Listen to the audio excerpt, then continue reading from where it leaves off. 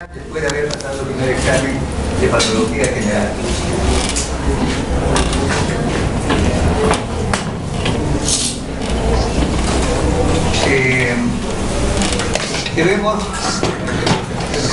Debemos recordar en principio qué es inflamación. Ustedes saben que esa palabra inflamación viene de dos palabras griegas. Quiere decir ardor y dolor. Ustedes dos que están conversando ya terminaron de conversar para comenzar en clases. Si quieren conversar, la puerta está abierta, pueden salir, conversar todo lo que quieran. No me voy a contestar, pero no tienen su asistencia. Porque hay una lista que está circulando donde van a anotar su asistencia, ¿está? Escuchando la clase. ¿Ok? Muy bien, entonces hemos dicho que la inflamación viene de dos palabras griegas que quiere decir inflamación, quiere decir dolor y ardor. Y solo cuando uno tiene después una inflamación, ya sea una inflamación por una quemadura, por la acción de un ácido físico, químico, etc., hay dolor y hay ardor. La insolación.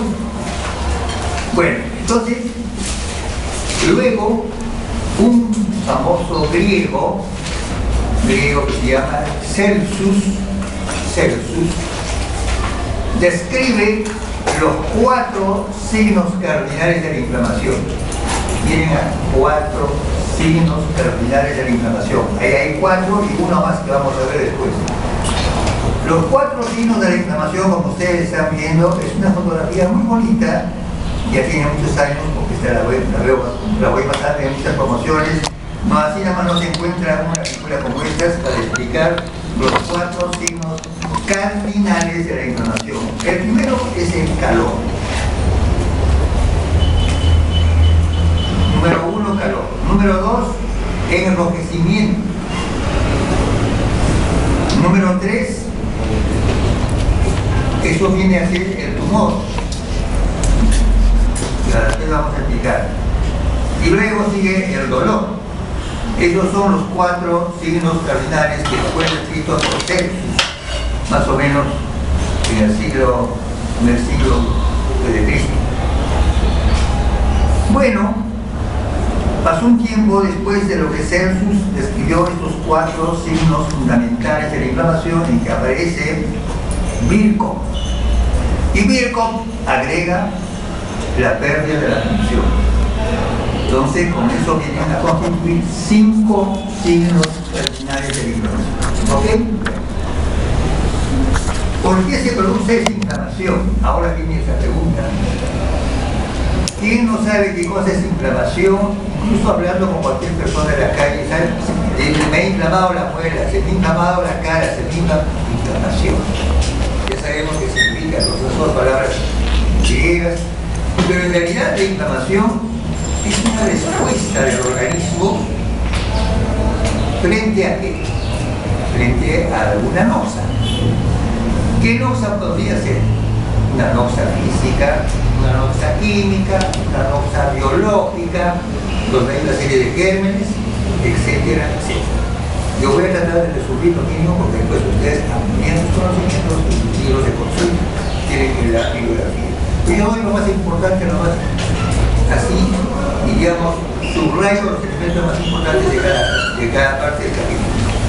Muy bien, entonces, una vez que ya sabemos que pueden ser múltiples etiologías que produzcan la inflamación, ¿qué viene en el organismo? El organismo está compuesto por los vasos sanguíneos de sangre. Hay desde los más pequeñitos, que son los capilares, las vénulas, las arteriolas, etc. Los vasos sanguíneos sufren un proceso primero, cuando hay una inflamación, de una vasoconstricción de los vasos. Entonces, número 1, vasoconstricción de los vasos. Pero que eso es muy corto, durará 5 minutos o menos. Y luego viene el proceso más importante, que es la vasodilatación. Vasodilatación. ¿Por qué se produce la vasodilatación? Aquí viene. Hay un mediador químico, que ustedes ya lo conocen, que se llama la histamina. La histamina es una sustancia química, un mediador que se llama así químico, que va a producir una acción de vasodilatación vascular. Luego de la vasodilatación comienzan todos los elementos que están circulando en la sangre. En la sangre tenemos hematíes, tenemos leucocitos, plaquetas, tintinas, etcétera, etcétera. Comienza un rodamiento de estas células, comienzan a rodar y se van a ir aplicando o adhiriendo al endotelio. Entonces viene el siguiente proceso, que es la adherencia. Luego de la adherencia viene la diapedesis. ¿Qué cosa quiere decir diapedesis?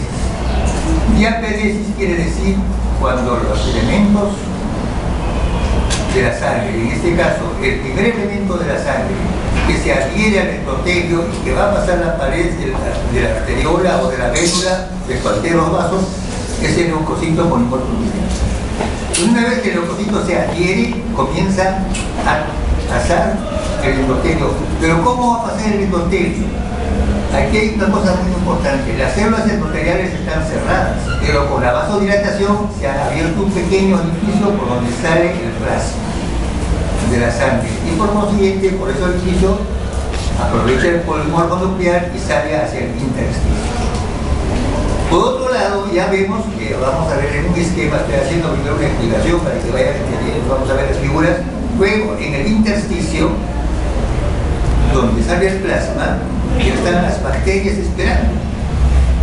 ¿Con qué finalidad? Las bacterias han penetrado por alguna circunstancia al organismo, a la piel, a la cara, porque es una bacteria. Entonces esas bacterias están ahí comenzando la inflamación. El leucocito se comunica. ¿Cómo se comunica? Por quimiotaxis. Eso lo que ustedes saben, la quimiotaxis es una atracción que existe, esto también pasa entre las personas. Puede haber atracción, ¿cierto? Bueno, entonces, estas células, el leucocito polimorfo nuclear, se comunica, digamos así, por moléculas con las bacterias y comienza la quimiotaxis. El leucocito avanza y poco a poco se va acercando al macrófago que está por ahí, al macrófago. Y el leucocito, ¿qué cosa va a hacer? Pero primero todavía no digo más. Bueno, digamos que el leucocito sale y fagocita. Al fagocitar esas bacterias se convierte en un macrófago. El leucocito sale de la pared vascular, atraviesa la pared vascular. ¿Cómo se llama este proceso de atravesar la pared vascular? Diapedesis. Muy bien, una vez que sale al intersticio, comienza por quimiotaxis a acercarse a las bacterias y viene la fagocitosis. Dijo, ¿en qué consiste la fagocitosis? En la destrucción de las bacterias por el leucocito. Bueno, así tan simple que lo estoy mencionando, ahora vamos a ver en algunas figuras. ¿Podrían apagar la luz que está acá arriba, que nos está haciendo ver? Bien. Ya vemos aprendiendo que lo que está en la parte superior son los signos cardinales de la inflamación. Estos signos cardinales de la inflamación tienen sus respectivas representaciones en lo que se refiere ya a los síntomas. ¿No es cierto? El calor es uno de los síntomas. Como consecuencia del calor va a haber fiebre. Los pacientes pueden tener fiebre. Como consecuencia del dolor, los pacientes tienen anorexia. Como consecuencia del rubor que vimos, los pacientes tienen astenia. Como consecuencia del tumor que aparece en inflamación, hay una leucocitosis. Y finalmente la pérdida de la función puede dar lugar a una elevación de la velocidad de sedimentación. Esta es una correlación así más o menos para que ustedes ya con miras a lo que es una enfermedad. En este caso la inflamación es una lesión inmunitaria y que se caracteriza por síntomas, como cualquier otra enfermedad. Hay enfermedades que se caracterizan por dolor de cabeza, cefaleas, dolor epigástrico. Una apendicitis, por ejemplo, va a dar un dolor en la fosa ilíaca derecha, etc. Entonces, las enfermedades dan manifestaciones clínicas que se llaman síntomas. Lo que el paciente siente es síntoma. Y lo que el médico ve al examinar al paciente es un signo. Entonces aquí tenemos arriba los 4 signos cardinales de la inflamación. Ahora son 5, con la pérdida de la función. Están representados en este esquema tan simple para que ustedes vayan ya correlacionando con la parte clínica. Las enfermedades se caracterizan por presentar manifestaciones clínicas, que son los síntomas y los signos. Los síntomas son manifestaciones subjetivas, los signos son manifestaciones objetivas. El médico examina al paciente. Un ejemplo, por ejemplo, de síntoma sería la cefalea. El paciente dice, me duele la cabeza. Un signo. El médico va a ver al paciente y lo ve que está totalmente amarillo, de piel y mucosas. Ah, dice, este paciente tiene ictericia. Un signo. Aquí vamos a ver lo que ya adelanté y que vamos a verlo ya en un esquema. Ustedes pueden ver, ahí tienen una vénula, puede ser una vénula, un capilar, una arteriola, cualquiera. Miren, estas son las células endoteliales normales, todas estas, que están, miren, unidas, todas están unidas. Y en la luz de la vénula está el leucocito polimorfo nuclear. Miren con ustedes lobulaciones hasta 4, 1, 2, 3, es el leucocito polimorfo nuclear, que ya dije es el primero que se va a adherir al endotelio. Bueno, el resto de células que estamos viendo acá son hematíes, hay plaquetas, hay fibrina, hay globulinas, etc. Bueno, esto constituye también el plasma, ¿no es cierto? El plasma. Entonces, aquí aparece pues la histamina, que les he dicho que es ¿qué cosa es la histamina? Es un mediador químico. Ocasiona una vasodilatación de este vaso y comienza por aquí a abrirse un pequeño orificio, digamos acá. Se abre un orificio por donde va a salir el leucocito, que vamos a ver después. Pero aquí todavía están es un vaso normal, todavía no ha llegado la inflamación, y si ha llegado, pongamos, está muy lejos, ¿no es cierto? Bueno. Entonces, estas células, las endoteliales, están muy unidas, están íntegras, no hay no hay un orificio de salida. Pero cuando llega la inflamación, entonces la vasodilatación producida por la histamina hace que se abra cualquiera de estas zonas un pequeño orificio.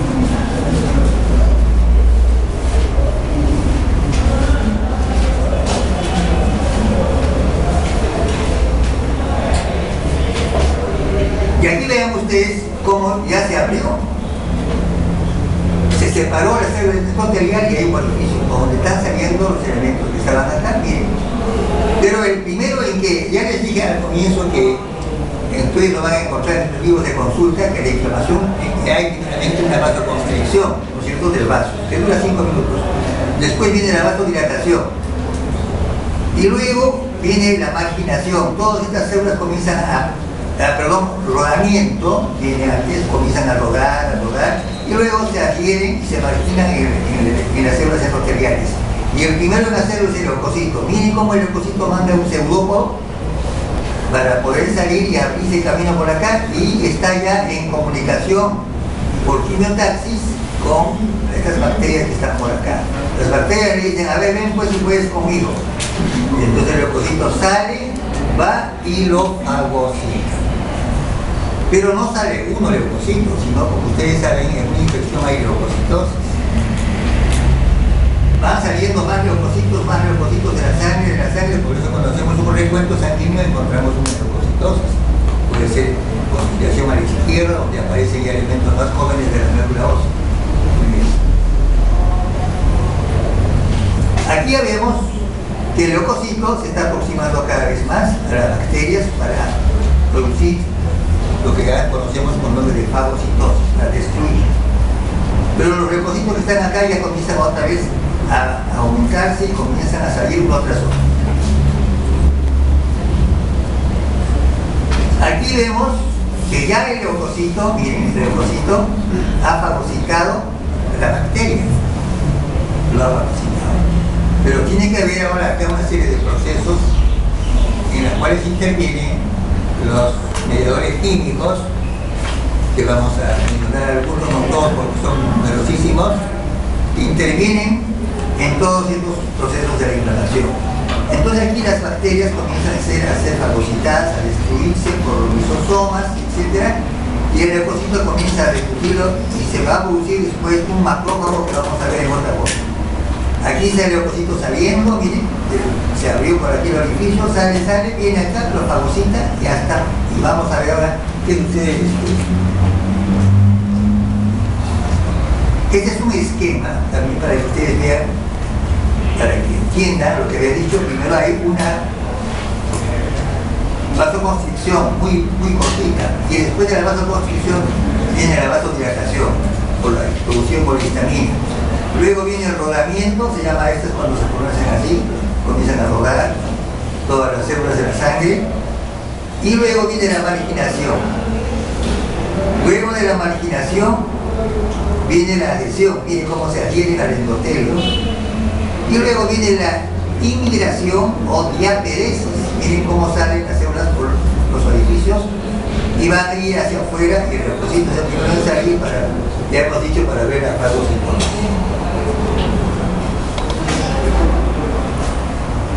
Aquí están viendo ustedes un endotelio, este sería la membrana basal de un endotelio, las uniones endoteliales, miren, estas uniones endoteliales, las proteínas plasmáticas que están dentro de la luz del vaso, luego vienen los mediadores químicos que hemos mencionado, que son bastante numerosos, pero por lo menos les he mencionado hasta ahora uno que es la histamina, que produce vasodilatación. Después vienen las prostaglandinas, los leucotrienos, y una serie, vamos a ir viendo algunos, no todos, porque ustedes van a tener que revisar también estos libros. Bueno, una vez que ya han salido los mediadores químicos, aquí vemos la retracción.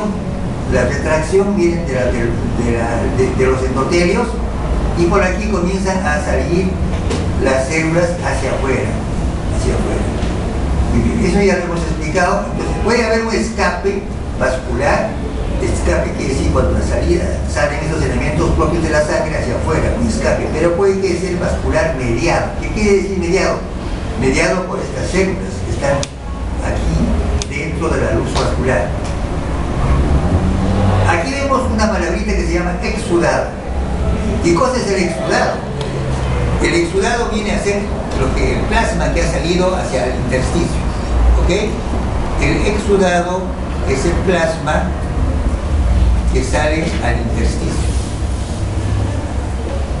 ¿Qué vamos a encontrar en un exudado? Vamos a encontrar proteínas abundantes,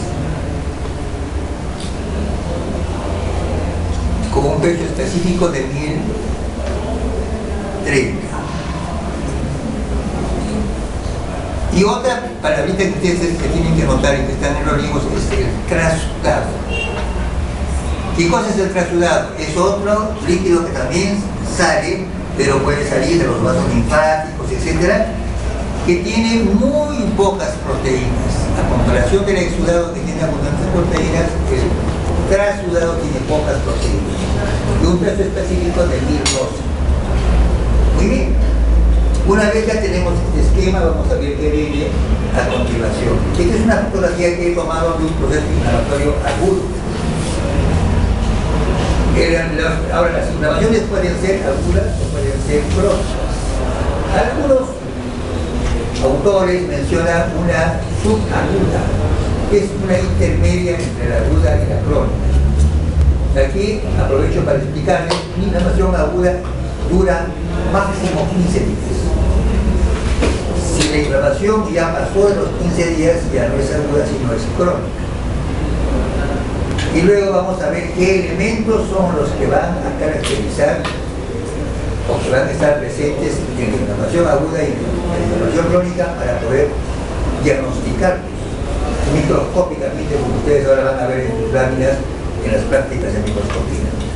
Entonces hemos hablado del exudado, ¿no es cierto?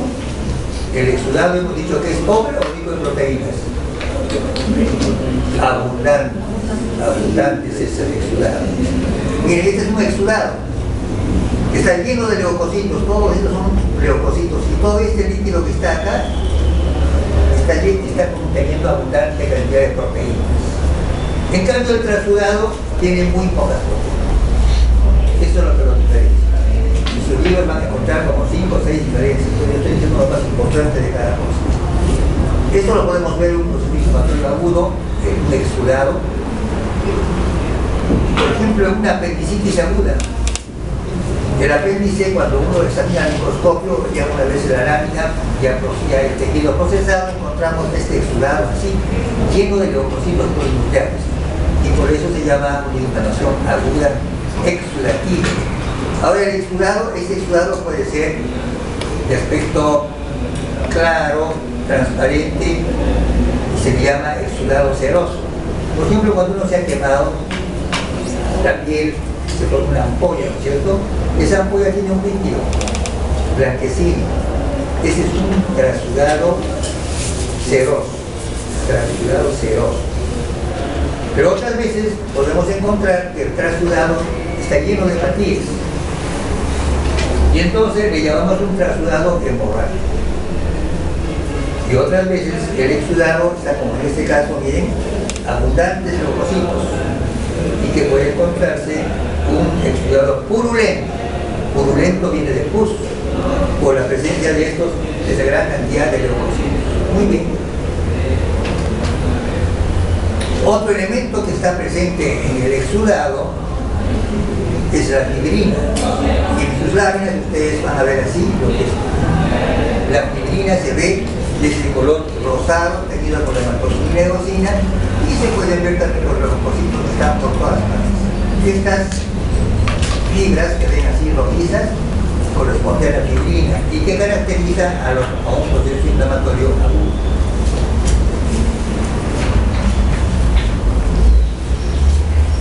Este es un esquema ya un poquito explicatorio para lo que es cómo es el macrófago.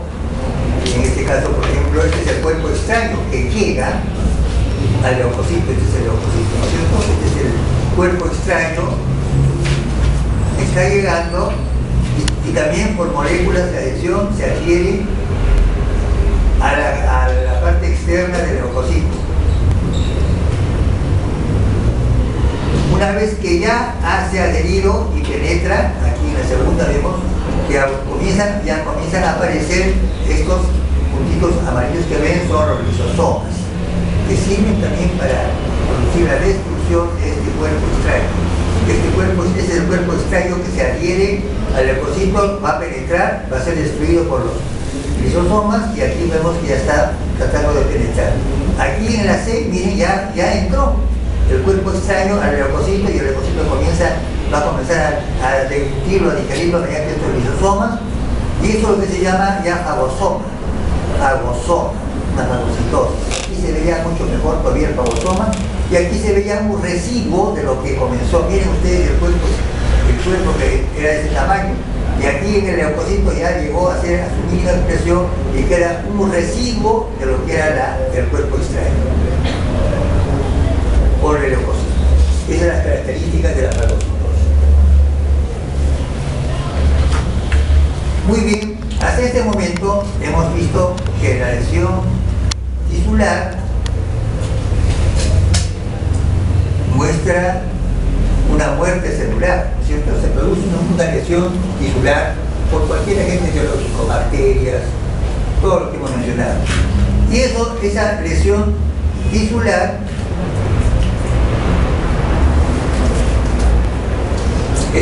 tisular va a producir muerte celular. Ya saben ustedes que muerte celular, ¿qué otro nombre tiene? ¿Cómo? Apoptosis. ¿Y otro nombre? Necrosis. Muy bien. Entonces vemos, luego viene la inflamación aguda, en la cual predominan ¿qué células hemos dicho? ¿Cuáles son las células que caracterizan la inflamación aguda? El leucocito polimorfonuclear. Aquí están viendo ustedes entonces la inflamación aguda. La inflamación aguda se caracteriza por el gran contenido de exudado con leucocitos polinucleares. ¿Qué pasa con la inflamación una vez establecida? Las células pueden multiplicarse ¿Cuáles se multiplican? Las que no han sido muertas, las que no han sufrido necrosis, ¿cierto? Quedan algunas células nativas en los tejidos. Y esas células pueden multiplicarse. Y luego viene el proceso de regeneración del tejido y finalmente el restablecimiento de la estructura y función normales del tejido. Esta es una evolución feliz. Por ejemplo, ¿quién no ha tenido una quemadura por el agua caliente? O puede ser, por ejemplo, se ha pinchado con algún instrumento constante, etc. Esa lesión inflamatoria va a evolucionar y va a terminar restableciéndose totalmente. Es una evolución feliz, diríamos así, que no deja ninguna señal, ninguna cicatriz en el cuerpo. Pero otras veces la inflamación aguda, las células no pueden multiplicarse, ¿no es cierto? Quiere decir que las células no pueden multiplicarse. Al no poder multiplicarse, entonces viene la curación por reparación. Ya no es regeneración, sino reparación por reparación. Y esa reparación, ¿quién lo va a hacer? El tejido conjuntivo fibroso. Entonces aquí vemos en la curación por reparación viene la formación de cicatriz. Y aparece una cicatriz en el cuerpo que nos está indicando que hay una inflamación y que ha sido cicatrizada. Formación de cicatriz, y puede haber también pérdida de la función especializada en algunos casos por la cicatriz. Ahora, ¿qué sucede en una inflamación y en la cual el agente lesivo, que hemos mencionado varios agentes, en una inflamación persiste? Aquí dice, agente lesivo persistente. Pasamos a la inflamación crónica. Y la inflamación crónica ya pasa los 15 días. Y vamos a ver después qué elementos comienzan a aparecer en la inflamación crónica. Ahora aquí vemos, dice, el agente ocasionador de la inflamación, agente lesivo, ¿es vencido? ¿Sí o no? Quiere decir que si ha sido vencido por los macrófagos que lo destruyen, etc., viene la curación por reparación. Viene curación por reparación. Pero si el agente lesivo no ha sido vencido, pasamos a la persistencia, a la inflamación crónica persistente. Por eso que hay muchas enfermedades, por decirles por ejemplo una hepatitis. Hay personas que tienen hepatitis, se curan, bueno, pero a veces el agente lesivo no quiere irse, el virus se mantiene estable y tenemos una inflamación crónica, una hepatitis crónica persistente, eso se llama. ¿Ok? Este cuadro es muy parecido, también muy similar, donde vemos la lesión o necrosis tisular, que ya hemos escrito, viene la inflamación aguda, luego viene la lesión neutralizada al mínimo daño celular, luego viene la regeneración de las células muertas y la resolución. Y por este lado igual lo que habíamos visto como una curación con reparación, y por este lado también la inflamación crónica que puede ser persistente o no persistente. Bueno, esto ya lo hemos explicado que es lo mismo. Ahora vamos a ver algunas lesiones que caracterizan a una inflamación. Comenzaremos estudiando la simple. Es una lesión que se llama catarro, ¿no es cierto? ¿Quién no ha tenido un catarro nasal?